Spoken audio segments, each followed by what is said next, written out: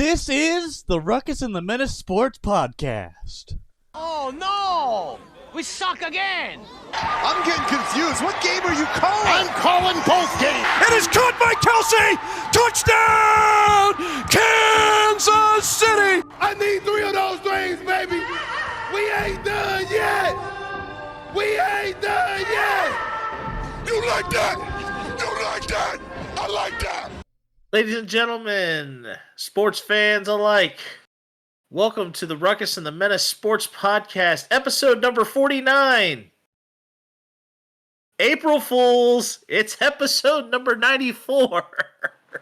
Woo, you I'm pulled a Menace, fast the one. Menace.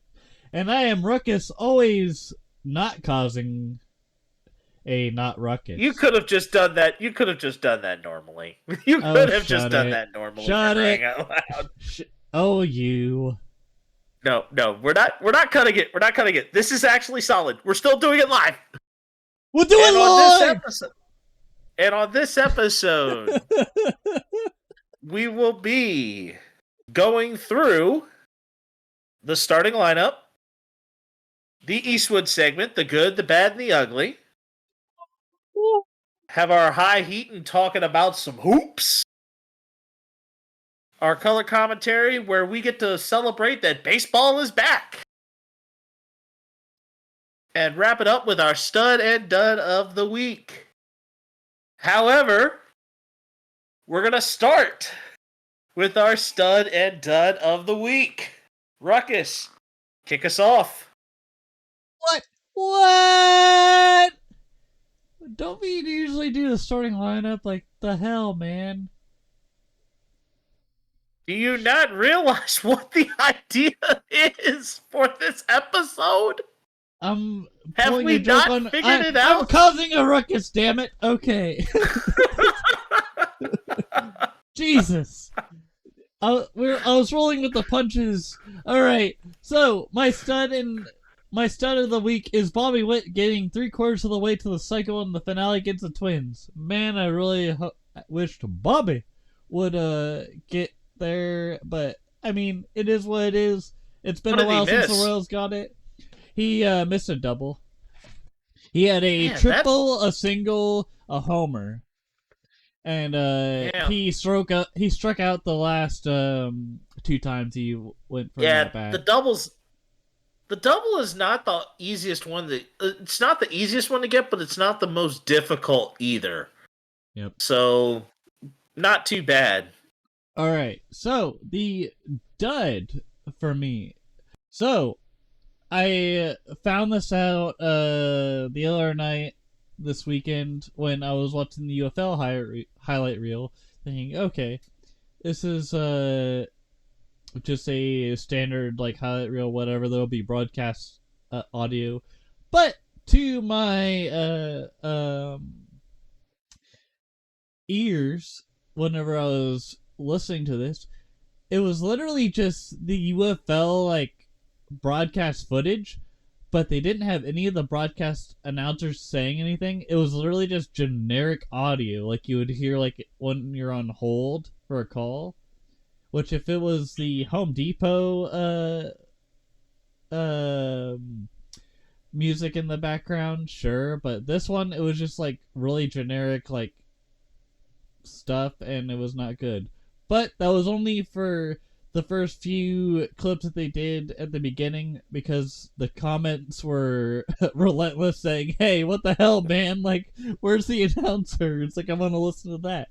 And now, if you go to the ESPN, which, by the way, this whole dud was about ESPN, the UFL YouTube page, if you went to the highlights for the UFL, it actually showed, like, the broadcasters, or not show the broadcasters themselves, but it showed their audio and whatnot. But on ESPN, for whatever reason, they decided to go generic. I don't know if it was legal stuff in the beginning or what, but now they have the broadcast announcers on their end too.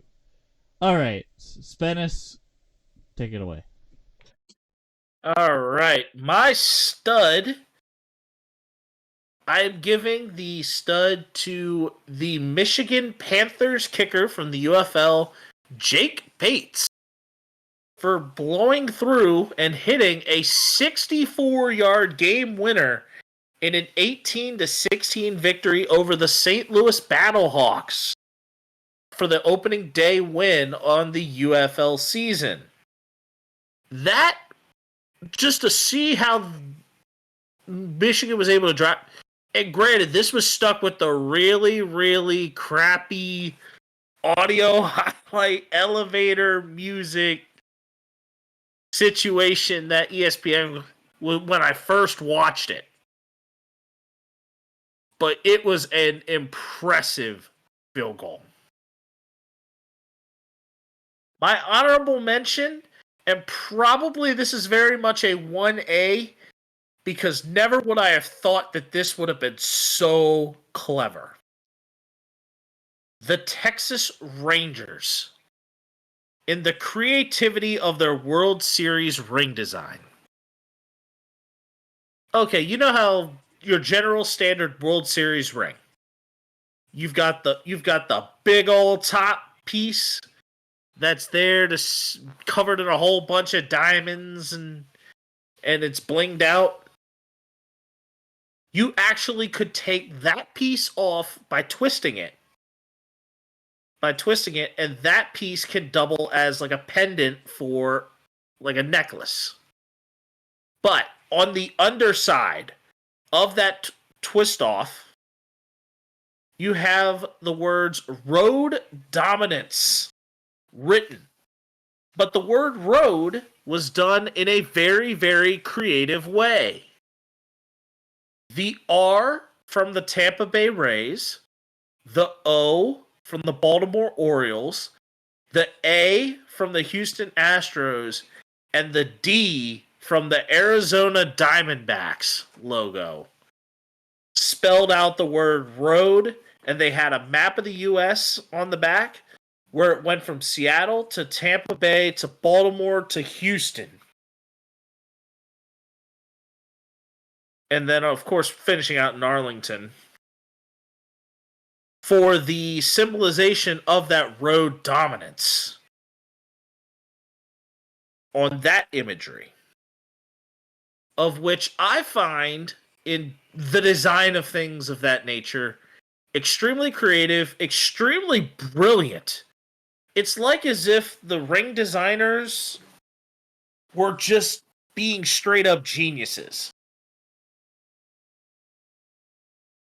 And you see a whole bunch of that trolling sometimes happen whenever you have World Series ring designs and championship ring designs from sport to sport.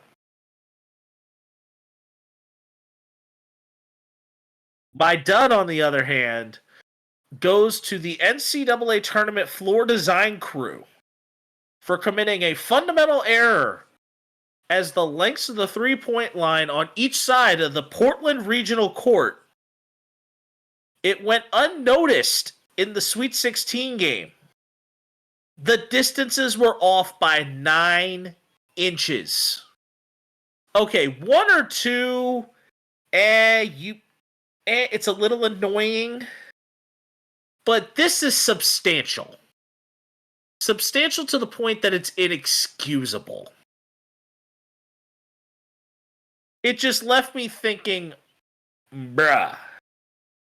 9 inches off between the three-point line on one side and the three-point line on the other. It's like as if you wanted to rig whoever had the ball going that direction to shoot three-pointers and have a better chance of making them that game. And that is where my dud will end. And we now can celebrate that baseball is back. Yes. Baseball is back. Yay. And so far, we've had some we've had some teams kind of impress us.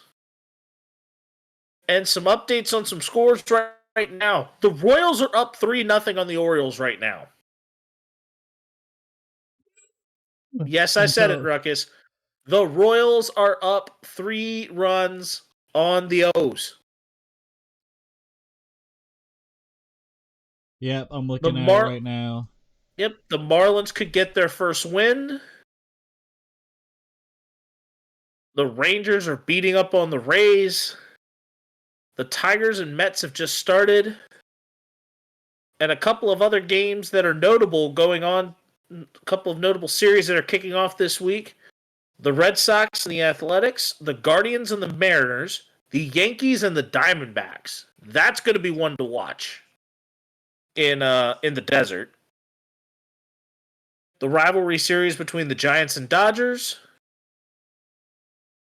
And 3 games have already finished. The Braves beat the White Sox. The Cubs beat the Rockies. And the Jolly Roger was raised once again as the Pirates are now 5-0, defeating the Nationals 8-4. Doctor. So, the question here is, are there any sort of surprises going on from this opening weekend that you noticed? So, I mean, at the beginning, the first 2 games for the Royals against the Twins, it looked like I think the pitching is really not really evolved, but like really improved over the past couple of years, because the past couple of years for the Royals, it was Brad Keller and Jake Junis and like a few other outliers. And yeah, you still have Chris Bubich, which he's still recovering from Tommy John, from what I remember. And it just seems like they needed a change. So obviously, the trade for Cole Reagan's really benefited the Royals, as he gave up 2 runs, but he's a budding star. Like, he will probably be. I kind of compare him to Cole Hamels as like the way he delivers the ball. And then you have Seth Lugo and Michael Wacha, which were free agent signings. I am not leaning very much on those 2, but Brady Singer is doing all right. He did pretty damn good in his outing on Sunday, where I mean, if you didn't see the Sunday game, we scored 11 points on the Twins, which was... You mean 11 runs? Yeah, 11 runs. Anyway, sorry. 11 runs on the Twins, and that was more of a lazy game. Obviously, Sunday, Easter was upon us. Happy Easter, by the way, belated Easter. But yeah, the surprise there was just the starting pitching for me. The bullpen has always been kind of booty cheeks for me as far as disappointments. Go ahead, Spennis. Yeah, for me, one of the surprising teams that is undefeated is the Detroit Tigers, who are 3-0 right now. They play another game tonight, but they're undefeated as of recording time. But here's the other thing.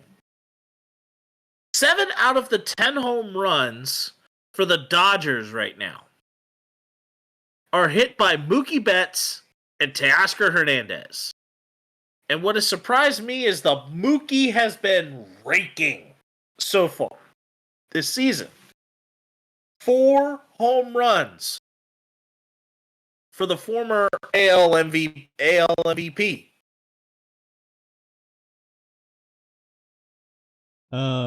Spennis. He has been raking. Spennis. Yeah? I think I forgot to record. Really? Just kidding, April Fools. All right. You troll.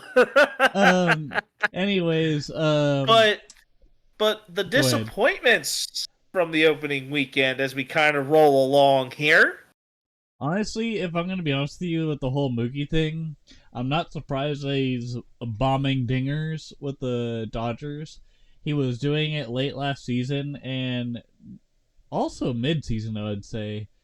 So for you to be surprised by it, I feel like it's just him being what he's been doing, which is hitting dingers. Not like Big I'm Al just from saying, this quickly, this fast is a surprise. eh, he's like a how Shohei's like a two-way player. I feel like Yeah. Mookie's like a four-way player. He can play like so many different sports and look He good is doing it. Well, he's like a multi-sport athlete. Yes, Mookie Betts, I believe he still has it, his pro bowler's card. And he's competed in the PBA World Series of Bowling.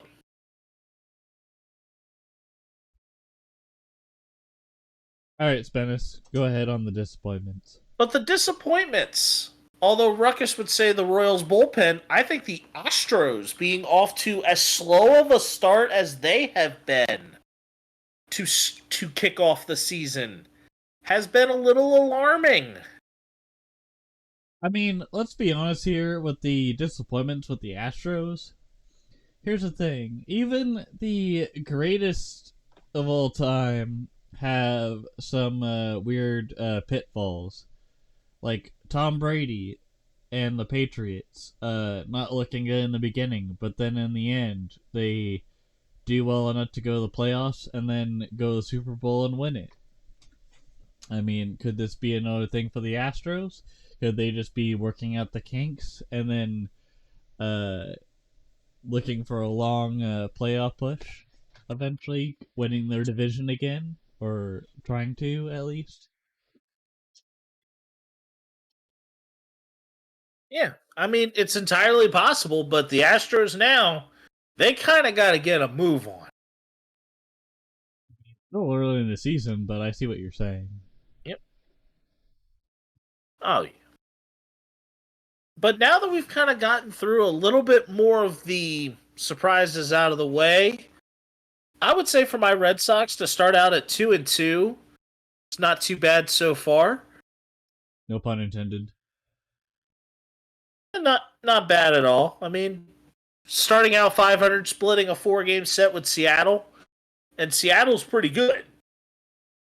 So there is some hope for Boston, but the hope kind of relies very heavily on players of certain calibers stepping up.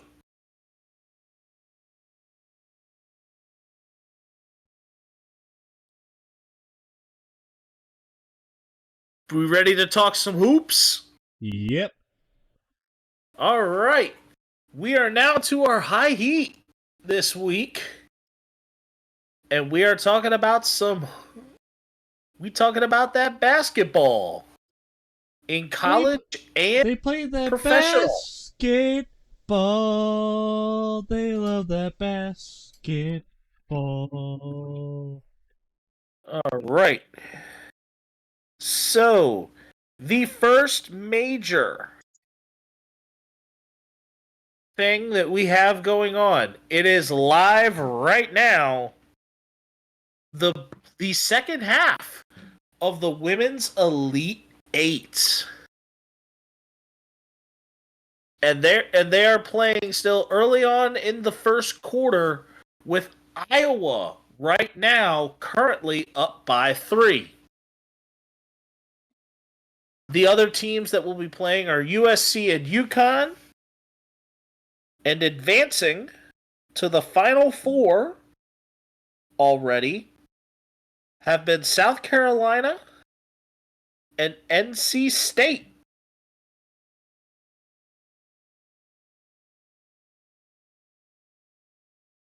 Now on to the men's side, where the Sweet 16 and Elite 8 are all complete. And it has been Quite a tournament full of upsets. And your remaining Final Four teams are the Purdue Boilermakers, the North Carolina State Wolfpack, the Alabama Crimson Tide, who have made it for the first time ever in school history, and the UConn Huskies. And NC State and Purdue are going to have a nice battle of the big men as DJ Burns will take on Zach Edey. And I think even UConn, with a strong Final Four appearance, looks to be set to repeat. Any thoughts on the college realm so far, Ruckus? Honestly, not gonna lie. I was at the beginning. I was mainly looking at seeing who, what where the close games were. Like I probably said last week, but I'm a little sad that Houston didn't beat Duke. But at the same time, I mean, Houston was probably the most strongest out of all the Big 12 colleges to take on the bigger schools in the SEC and ACC and what have you. And I don't know. Part of me feels like Purdue might have a chance, but I'm not sure. They could get a beat. We'll see. Hopefully Yeah. they don't. Yeah, here we are. And for the bracket challenge update, victory has been clinched already for myself in the men's bracket, as Ruckus had a maximum score of 520 points, and I had that at the Sweet 16, as I still have UConn going through. However, the women's race has gotten more entertaining, as this Iowa LSU game is a major swing spot for Ruckus and I, as it is an 80-point swing game. Iowa wins. Ruckus is now down 110, regardless of what UConn does, and has potential for more. If LSU hangs on, or LSU manages to rally back, and LSU has now taken the lead with 31-26 heading into the final 30 seconds of the first quarter. So the winner of this back and forth game will determine who wins the whole thing. I am currently sitting at plus 190, but if Iowa wins, Ruckus is hanging around, and it could come down to the wire.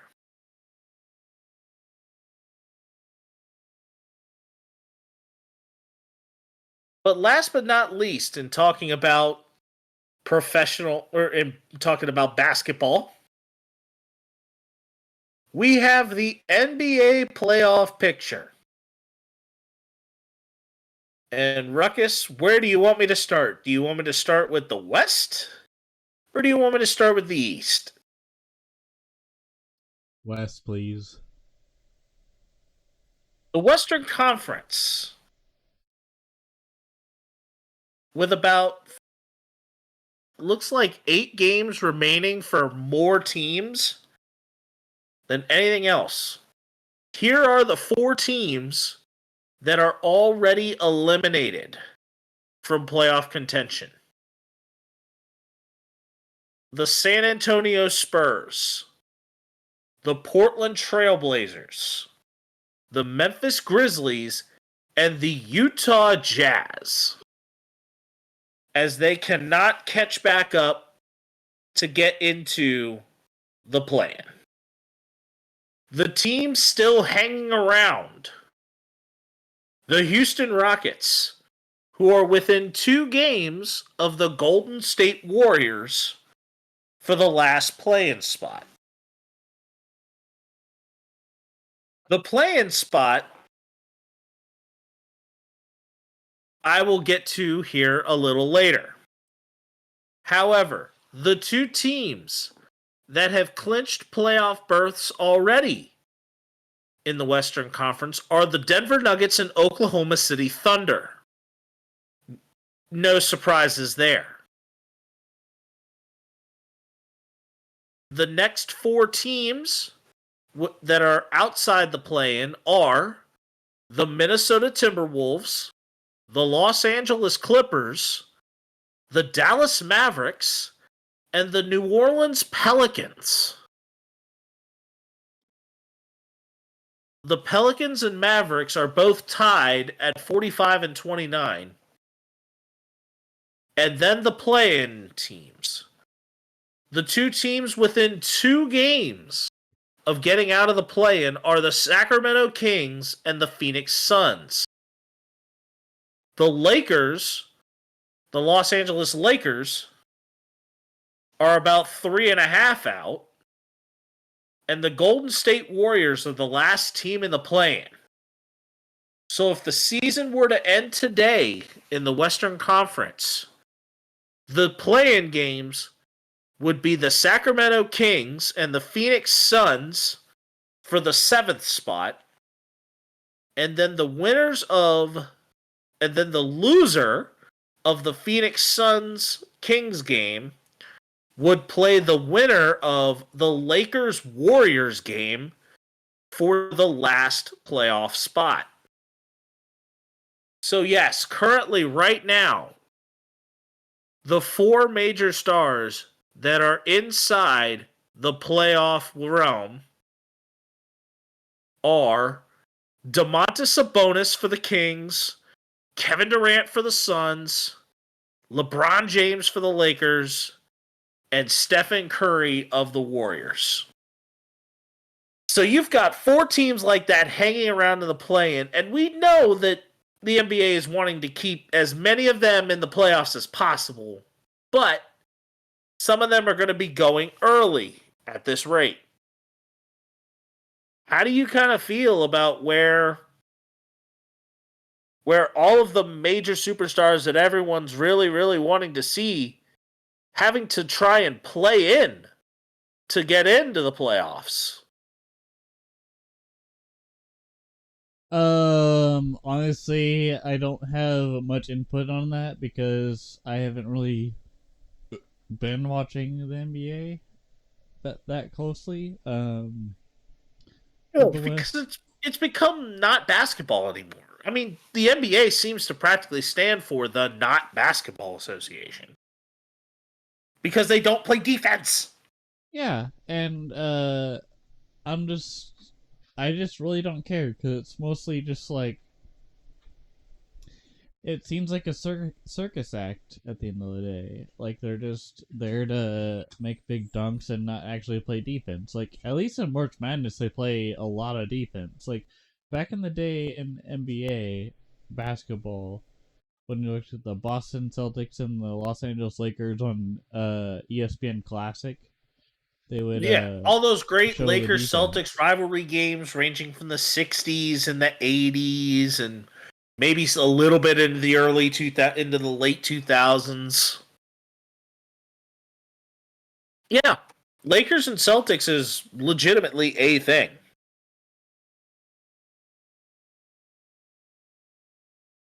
But meanwhile, if we want to look at the East, there are 4 teams that are also eliminated.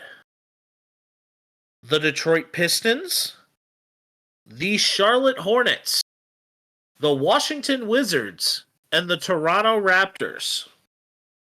The team's still hanging around, but it is likely right now by a thread is the Brooklyn Nets. The team sitting currently somewhat secure. The only team that had the team with the best record in the NBA is the Boston Celtics, who have pretty much clinched their way there. Next, you have the Milwaukee Bucks, the Cleveland Cavaliers, the New York Knicks, the Orlando Magic. Yes, it is a shock to say this, because they're normally right there along the bottom. The Orlando Magic are now a playoff team.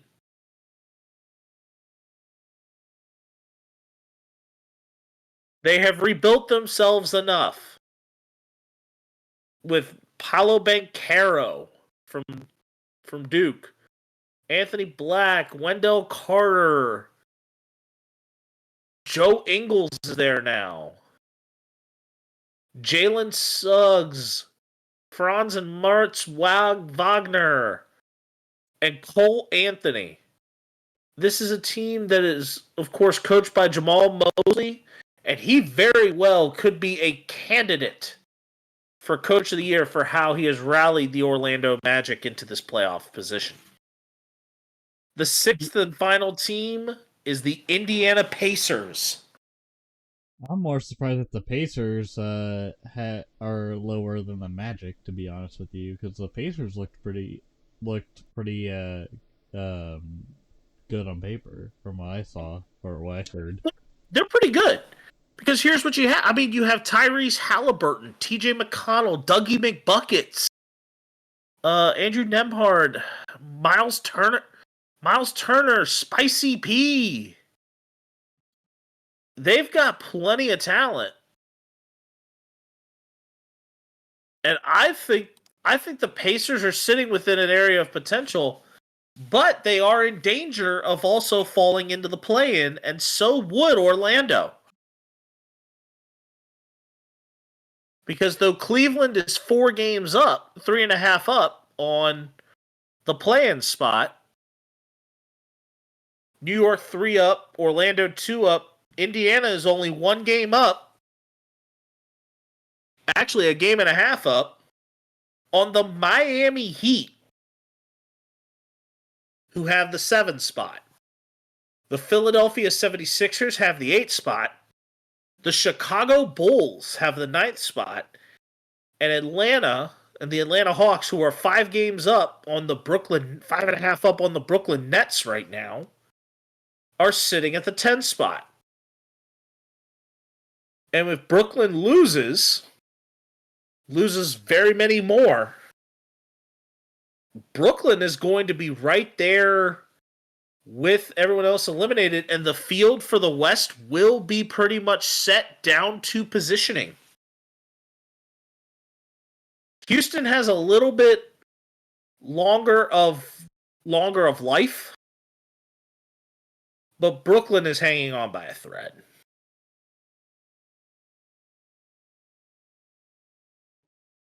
And it's looking like, to me, a lot of these teams that are sitting right there in those 7, 8, 9 spots, especially on both conferences, are kind of star-studded. Mm-hmm. Miami Heat with Jimmy Butler, Bam Adebayo, Tyler Hero. Atlanta with Trae Young.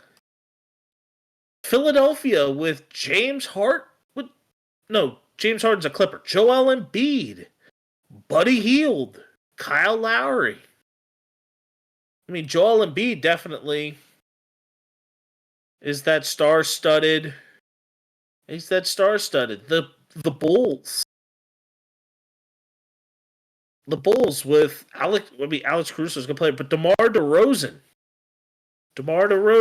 Zach LaVine when healthy, Nikola Vucevic. So there's plenty of players that are right there, and of course Atlanta with Trae Young. I think we've got ourselves probably a very highly entertaining playoff line whenever that time comes.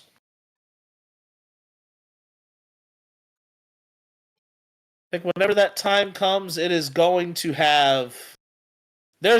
be fireworks happening.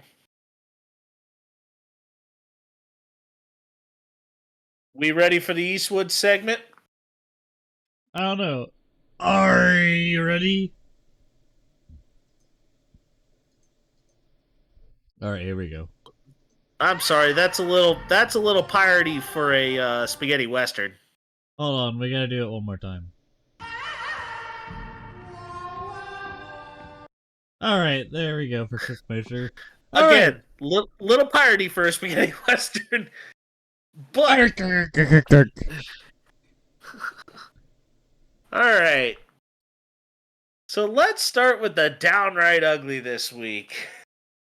All right, so the ugly for this week is Rashee Rice is under investigation over a car crash in Dallas, Texas.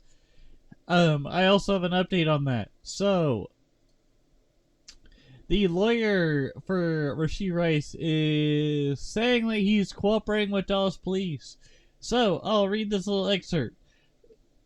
Chiefs wide receiver Rashee Rice is cooperating with authorities in Dallas after a car that was registered or released in his name was involved in a multi-vehicle crash Saturday. On behalf of Rashee Rice, his thoughts are with everyone impacted by the automobile accident on Saturday, Attorney West said in a statement. Rashee is cooperating with local authorities and will take all necessary steps to address the situation responsibly. Law enforcement officials had told the Dallas Morning News on Sunday that they were searching for Rice in an investigation of a 6-vehicle accident that resulted in minor injuries to 4 people, including 2 who were taken to a hospital.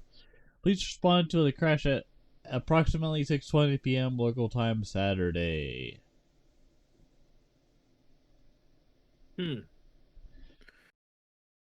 But if you are not aware, the reason why this is an ugly is because one of the vehicles that so happened to belong to Rashee Rice,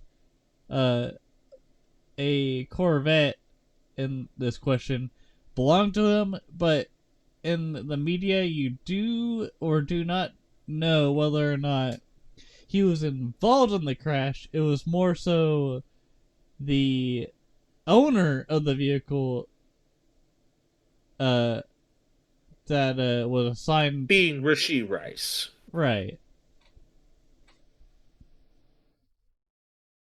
So there's mixed signals there, and we don't know whether or not Rashee Rice was a part of that, but at the same time it doesn't matter because he owns the damn vehicle, but who knows? Who really knows? It's just good. It's also good in a sense that he's cooperating, according to his attorney. But we'll see what happens later on. We'll keep you updated. Yeah. All right. What's the bad? All right, the bad. The initial piece here that you have is that the Oakland A's, or at least the city of Oakland, is to present the Athletics with a lease extension. Ruckus sent me this, and this extension is, I would almost say it's like the city of Oakland is just trying to maybe beg the A's, saying like, please don't go. It says basically a 5-year contract with an opt-out after 3 years, as well as a requirement that the team pays a $97 million extension fee. The team and the city will meet with the third formal meeting between the two sides, and there has been unanimous approval from the Major League owners to move the franchise from Oakland to Las Vegas. The team is hoping that stadium in Vegas on the site of the soon-to-be demolished Tropicana Casino and Resort will be completed in time to open in 2028. With the Coliseum lease expiring at the end of the season, that leaves at least a 3-year gap between the Athletics and Major League Baseball. So, if this does not extend and get accepted, the Oakland A's are soon to become the homeless A's. Well, first you gotta be a resident of San Francisco to be a homeless, but you know. That was not the point I was trying to make. I mean, it's a non-point because most of San Francisco is homeless, and also they have a law where it's like you can shoplift. I don't remember how much it was to shoplift, but it was a lot, and no one really cares to go after the person for a set amount. That's all I'm gonna say. Yeah. But then we have some bonuses in our bad. Also, And one of them involves a game that we both have been playing called MLB The Show. Matt Waldron's Knuckleball.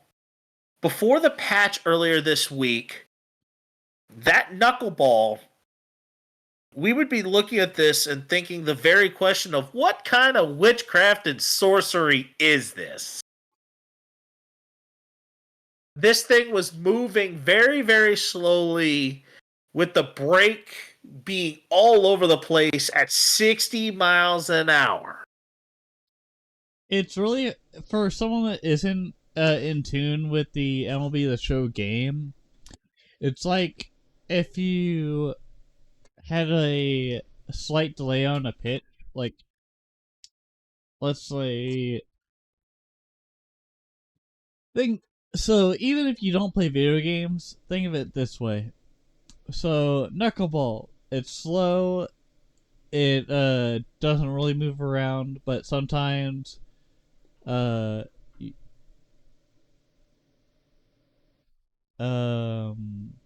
like it dances around and lands in a very, very unpredictable space. kind of like in backyard baseball, but in this way, in the game, it's kind of unpredictable because it just kind of lands somewhere random.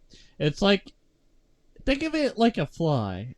Like, you're trying to swat at a fly, but it keeps moving around, and you're just like, damn it, like, why don't you die? Like, you're annoying, I hate you, and I don't have a fly trap other than this fly swatter, and you're trying to hit it. That's the experience that you get with Matt Waldron's Knuckleball. The Super Bowl Pre-patch. That was That's pre-patch, by the way. They gave him a massive nerf. And the reason why it ended up being like that is that MLB The Show, that's SDS, accidentally cranked the brake setting on that knuckleball just a lot further than what they anticipated and cut down the velo. So they brought the velo up and cut the brake down. So now the knuckleball is a little easy. It's a little easier to hit. It's still a royal pain, but it is not as bad as it was. Continue with your super bonus. My super bonus this week is Joey Bart, a prospect that was looking to be the replacement to Buster Posey. I don't know if you remember Buster Posey from I remember Buster Posey. But he was a Hall of Fame catcher for the San Francisco Giants, and Joey Bart, not so much. He was designated for assignment by the San Francisco Giants, and he wasn't good, like, at all. Like, he was touted as a good prospect, but then he decided to just kind of, like, I guess, walk the plank, so to speak, into the Bay waters. But yeah, I don't know who's gonna pick him, but he's probably not gonna be a catcher. But he just fell off. Either way, what's the good for this week's Menace? And the good this week is an NBA related one, as it is Zion Williamson's course correction. This kind of really let a lot of bygones be some bygones. And with that, you have a bunch of. You kind of got a bunch of. Kind of like he's lost some weight, he's mentally in a good place. And Zion Williamson has played great basketball as the Pelicans now are a playoff team once again. Zion Williamson this season has averaged 22.8 points per game with 5.9 rebounds and 5 assists while shooting 58% from the floor. This season he also has shot around 70% from the free throw line, 35% from 3, has a steal a game, has a block a game, and is just a little bit below his career averages. So it's not the worst thing in the world for Zion Williamson. And this is kind of the best Zion that we've really seen before the injuries, before the negativity kind of settled in on him, and and all the scrutiny about his weight.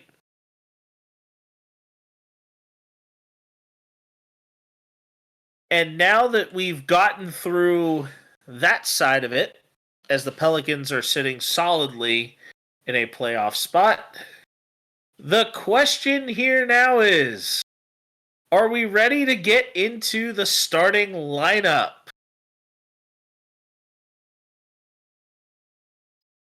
Well, now you think about it, sure, why not? All right, I'll start it. All right, I'll let you go ahead and go through some of those pieces there in the top.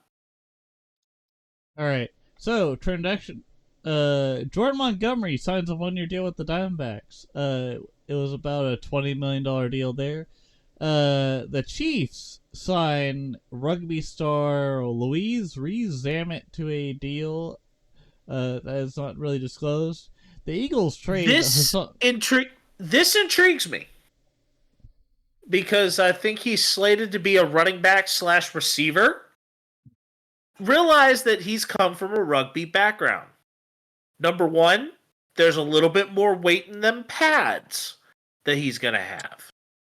Number two, the helmet and the pads are going to be the weight. Number two, the ball that he's going to be dealing with is a lot smaller than a rugby ball, and he can't kick it. So there's a lot of pieces with rugby that he'll have to unlearn going into this. But if there was any team that I think would have very easily done this, it had to be the Chiefs. I think the Chiefs probably would have done it. The Patriots years ago probably would have done it. Because Chris Hogan was a lacrosse player that converted over. If you didn't even realize that.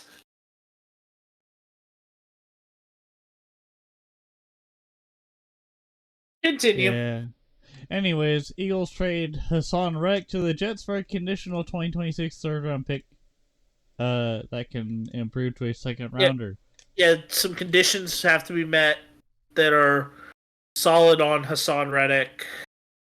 That pick could improve to a second rounder.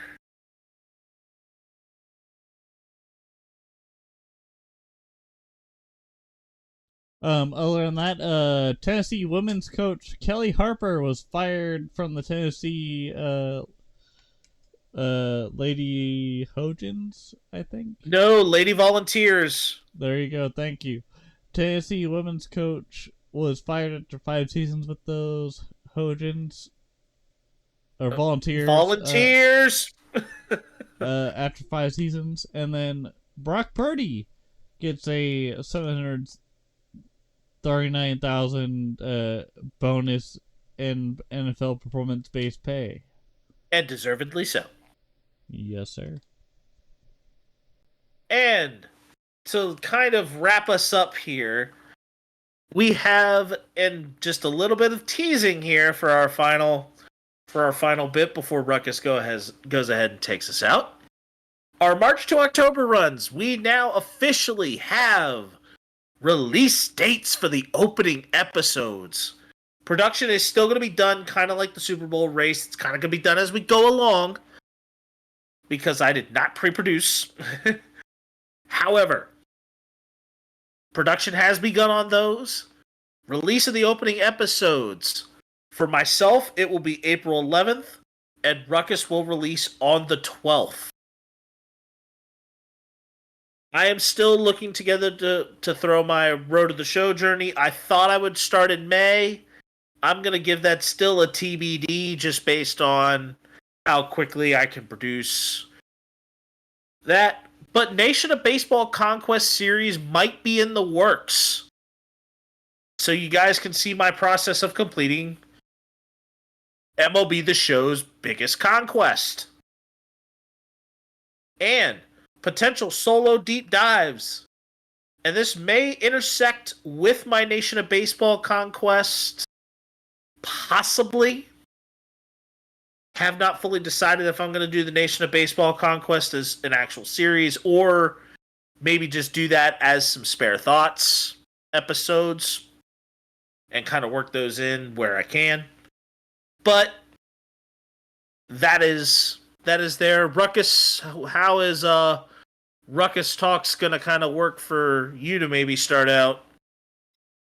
I think it's gonna be more just talking about random things that happen for local sports, like as far as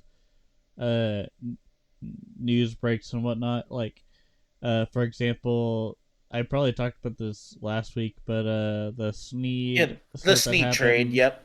and also the Chris Jones stuff. I think I'm gonna wait more towards a new breaking cycle now that it's been a few weeks. Yeah. But other than that, these will be coming random. as they'll be randomly placed. You may find something here, you may find something there. It doesn't matter. It's just going to matter which day of the week we manage to end up throwing something together. Whether a hot topic of sports kind of comes along. And special condolences to the Davis family as Vontae Davis has passed away and was found dead in his home, found deceased in his home. Cause of death has not been known. And Vontae Davis, of course, was a corner, and his older brother was former 49ers tight end and also Commanders tight end, Vernon Davis. So Vontae was Vernon's younger brother. So definitely condolences and prayers out to the Davis family for the loss of Vontae. Go ahead and take us out. All right, ladies and gentlemen, thank you for tuning into the Ruckus and the Menace Sports Podcast. I am Ruckus, always causing a ruckus. And I'm Ruckus and The Menace. Thank you for listening to this sports podcast, and leave a like if you like the video. It helps us a lot. Also comment if you want to comment. Anyways, we'll see you later. Update on LSU Iowa at this point. 45-45 halftime. Deuces. Deuces.